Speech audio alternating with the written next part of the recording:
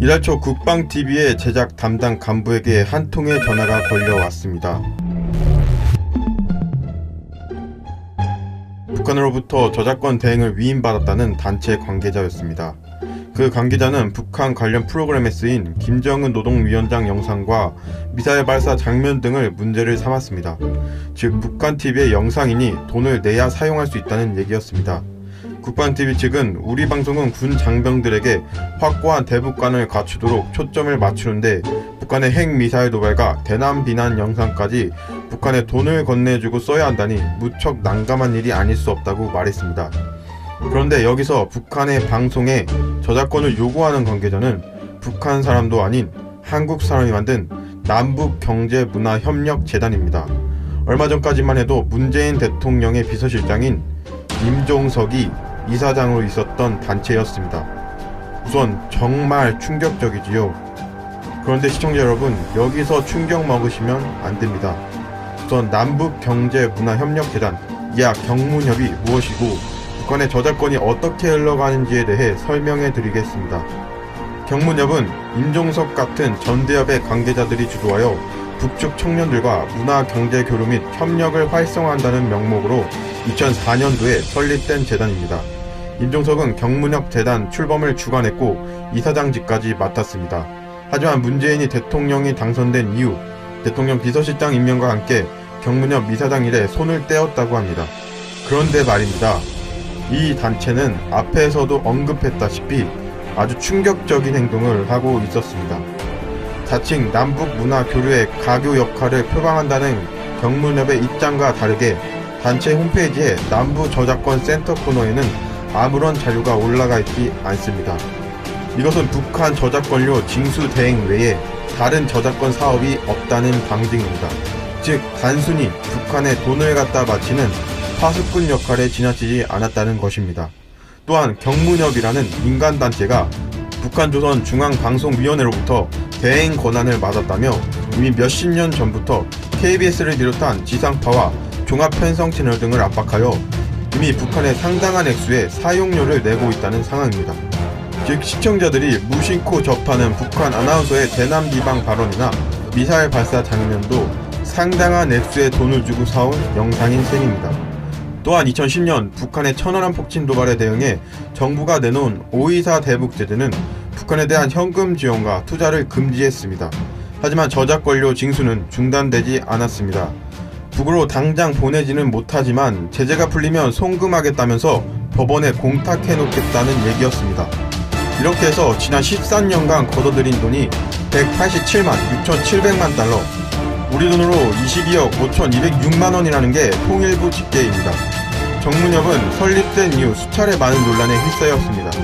북한 작가의 문화작품을 펴낸 국내 출판사들에게 저작권료 약 8억 원가량을 챙겨 북한으로 송금했습니다. 여기서 문제가 되는 것은 2009년 보고서에서 경문협의 대북 파트너인 북한의 저작권 사무국의 실체가 확인되지 않고 저작권료가 북한의 저자에게 제대로 전달됐는지 불투명하다고 지적한 바가 있습니다. 또한 저작권료 1억 2,700만 원을 북한에 보내지 않다가 적발되기도 했습니다. 과거 정부는 북한의 원 저작권을 보호하기 위한 것인지 아니면 김정은 돼지새끼 목구멍에 돈을 꽂아놓고 있는 것인지 사업 취소를 검토하기까지도 했다고 합니다. 공교롭게도 문재인 정부가 들어선 직후 대북 저작권료 독촉이 심해졌습니다. 보수정권 시기 주춤했던 경문협이 다시 기지개를 켜고 중소규모 방송에까지 손을 뻗치고 있다는 것이었습니다. 또한 대통령의 최측근인 비서실장이 주도한 단체다 보니 방송사의 압박감은 더 심해질 수밖에 없습니다. 정부기관이 운영주체인 방송매체는 딜레마에 빠졌다고 합니다. 국방TV의 경우 북한 영상 사용료를 내는 행위 자체가 정부의 대북제재 조치를 스스로 위반하는 셈입니다. KBS 같은 공영방송의 경우 국민들의 혈세를 북한에 송금하는 격입니다. 화가 나는 점은 우리 방송 화면 등을 무단으로 사용하는 북한 당국의 행태를 볼 때 형평성 문제가 지적됩니다. 북한의 악랄한 핵실험과 미사일 발사로 대한민국 국민들의 목숨을 쥐어짜는 북한의 선전 영상을 돈을 주고 사는 것은 IS 테러단체의 참수 영상을 저작권료를 내고 사는 것과 다름이 없는 행위입니다. 도대체 적 관련 동영상을 적에게 돈을 주고 사는 나라가 어디 있습니까? 더군다나 북한은 전 세계적으로 제재를 받고 있는 상황입니다. 북한 주민과 별다를 게 없어 보이는 경무은협 관계자분들, 제가 지금 유튜브에 올린 영상 또한 북한에다가 저작권료를 지불하라고 하실 겁니까? 저는 죽어도 북한에게 한 푼이라도 돈을 주기 싫습니다. 제발 자중해 주시길 바랍니다.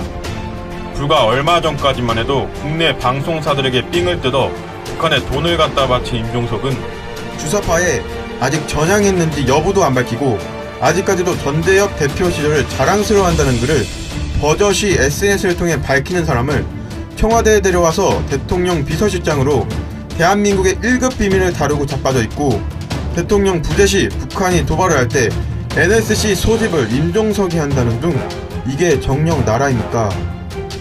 또한 한 가지 재미있는 점은 임종석 모친인 김정숙은 서울 광화문 광장에서 양심수 석방을 위한 시위를 벌이고 있다고 합니다.